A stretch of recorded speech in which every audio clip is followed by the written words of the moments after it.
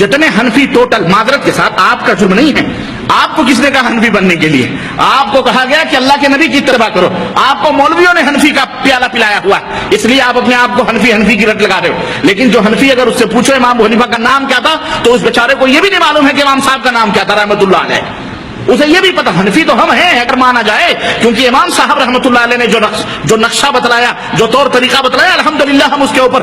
اور سنو حقیقتیں ابھی میں بتاؤں گا میرے عزیزو، غور سے سننا سمجھ کے۔ ہمارے ملکوں کے اندر، ہندوستان، پاکستان، بنگلہ دیش کے اندر جتنے بھی احناف، کیا یہ ایک پلیٹ فارم پہ ہیں؟ بولو۔ یہ میاں ان میں بھی کتنے ہیں؟ قادیانی ایک الگ فرقہ، یہ بھی حنفی ہے، اس میں کوئی دو رائے نہیں، قادیانی بھی حنفی ہیں، شیعوں کے اندر بھی بعض فرقے حنفی ہیں، احناف ہیں، نمبر 2۔ نمبر 3 بریلوی الگ ہیں اور دیوبندی الگ ہیں، اور دیوبندیوں میں بھی اب تو 2 گروپ ہو چکے ہیں۔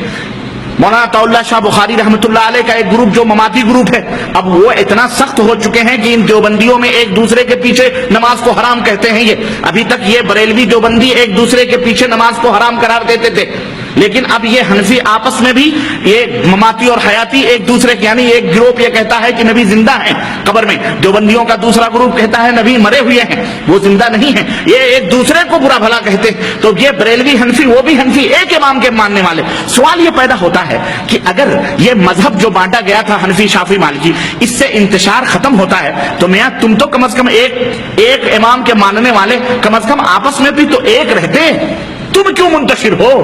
تو سمجھ آ رہی کہ نہیں آ رہی؟ تم کیوں منتشر ہو؟ تمہاری دال کیوں جوتیوں میں بٹ رہی ہے؟ لیکن آپ بھی بہت بڑے وکیل صفائی بنتے ہیں، جب بھی بات آتی تھی جی ہمارے مولوی صاحب نے فرمایا، تیرا کون سا مولوی؟ تو نے پیدا کیا ہے، تیرے جسم سے پیدا ہوا وہ، نہ تمہارے ماں کا، نہ تمہارے باپ کا، نہ رشتے کا، نہ ناطے کا، نہ خون کا، نہ پانی کا، کسی کا نہیں۔ تمہارا کون سا مولوی؟ خبر میں جائے گا وہ۔ تمہارے تو ایک ہیں، اور وہ کون ہیں؟ حضرت محمد الرسول اللہ۔ ہم اسی ایک کی دعوت دیتے ہیں، وہی ہے رہبر، وہی رہنما، وہی مقتدا، وہی امام اعظم، وہی حکیم الامت، وہی پیران پیر، وہی سب کچھ۔ اللہ کے بعد جن کا مقام ہے، جن کے بارے میں قیامت کے دن تم سے پوچھا جائے گا، بلکہ خبر ہی میں پوچھا جائے گا۔ پوچھا جائے گا کہ نہیں پوچھا جائے گا؟ بولو کہ وہاں پوچھا جائے گا کہ تم امام حنیفہ کے مقلد تھے یا امام احمد بن حنبل کے؟ پوچھے کہ تم حنبلی تھے کہ شافعی تھے؟ منکر نکیر آگے پوچھیں گے، ان بیچاروں کو تو پتہ ہی نہیں۔ ارے میاں وہ تو بڑی دور کی بات ہے، خود ان ائمہ بیچاروں کو پتہ نہیں ہے کہ میرے ناموں کے ڈنکے بج رہے ہیں دنیا کے اندر، ان غریبوں کو خود پتہ نہیں ہے، ان بیچارے اماموں کو خود پتہ نہیں ہے، واللہ ان کو خود پتہ نہیں ہے کہ میرے ناموں کے ڈنکے، میرے نام کے اوپر لوگ میرے ناموں کے تووں پر اپنی روٹیاں مولائے سونپ سینک رہے ہیں، کھا رہے ہیں، اور اللہ کے نبی کو ٹکڑے ٹکڑے میں کیا ہوا ان غریبوں کو خود پتہ نہیں۔ یہ ائمہ تھے رحمہم اللہ، اللہ ان کی قبروں کو نور سے معمور فرمائے، ان کی لغزشوں خطاؤں کو اللہ معاف فرمائے۔ یہ ائمہ اہل الحدیث تھے، اہل الحدیث کون تھے؟ اہل الحدیث، اصحاب الحدیث تھے یہ ائمہ الحمدللہ کسی کی تقلید نہیں کرتے تھے۔ اللہ فرماتا ہے قل ان کنتم تحبون اللہ فاتبعونی یحببکم اللہ، تم جنت میں جانا چاہتے ہو، اللہ کے محبوب بندے بننا چاہتے ہو تو تم میرے نبی کی پیروی کرو۔ اللہ کیا فرماتا ہے ویغفر لکم ذنوبکم، میرے حبیب کے پیچھے پیچھے چلو گے، گنہگار ہوگے بھی تو ہم تمہارے گناہوں کو معاف فرما دیں گے۔ اللہ اکبر۔ یہ بتاؤ کسی امتی کے پیچھے چلنے کی ضمانت اللہ نے لی ہے؟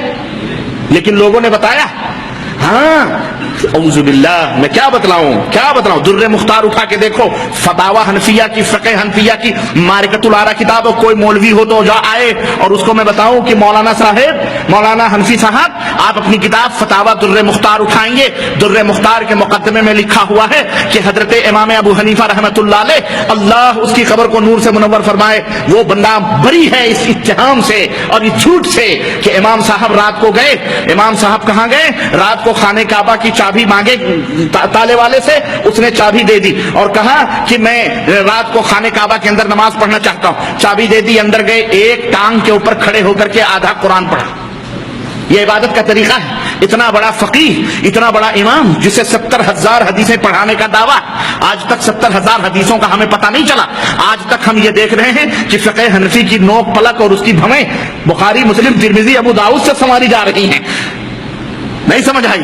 آج تک بخاری مسلم ابو داؤد اپنے مذہب کی باتیں بخاری مسلم ابو داؤد نسائی ترمذی ابن ماجہ صحیح ستہ سے صحیح کی جاتی ہیں. پتہ نہیں امام صاحب یہ 70,000 حدیثیں جو ان کو یاد تھیں جو لکھا کے گئے کہاں غائب ہیں، اب کب نکلیں گی اللہ ہی بہتر جانے. اور کسی دل جگہ نے یہاں تک لکھا کہ امام صاحب رحمۃ اللہ علیہ جو تھے ان کی پوری کتابیں ایک صندوق میں بند ہو کر دریائے نیل کے اندر نیچے ہیں، جب امام مہدی آئیں گے خضر آئیں گے تو اس کو نکالیں گے.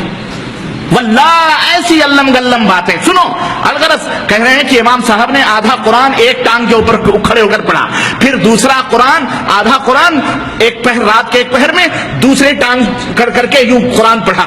اب اس کے بعد میں کہنے لگے اللہ تیری عبادت کا حق ادا نہیں کیا. تو اللہ کی طرف سے آواز آئی ہے. امام صاحب رحمۃ اللہ علیہ نے ایک آواز سنی کہ نہیں نہیں اے ابو حنیفہ، تمہاری عبادت سے مجھے بڑی خوشی ہوئی ہے، جاؤ قیامت تک تجھے بھی اور جتنے تیرے ماننے والے اور تیرے مذہب کے اوپر عمل کرنے والے ہیں سب کو میں نے بخش دیا ہے. اللہ کی قسم، اور جھوٹ بولنے والے پر اللہ تو کروڑوں لعنتیں نازل فرما. بولو آمین، بولو آمین. ہے حوالہ غلط کرنے والے پر اللہ کروڑوں لعنتیں نازل فرمائے. بتاؤ بتاؤ بھیا اب کہاں جاؤ گے؟ اللہ کے نبی کی پیروی کرنے پر تو ہم یہ خوش تھے کہ اللہ کے نبی جنت کی ضمانت ہیں، یہاں تو کہتے ہیں ہمارے امام کے پیچھے چلو جنت مل جائے گی. استغفر اللہ، اتنا بڑا کفر کر کے بھی یہ اہل سنت والجماعت. تو ہم نہیں جانتے پھر اہل سنت والجماعت کس کو کہتے ہیں.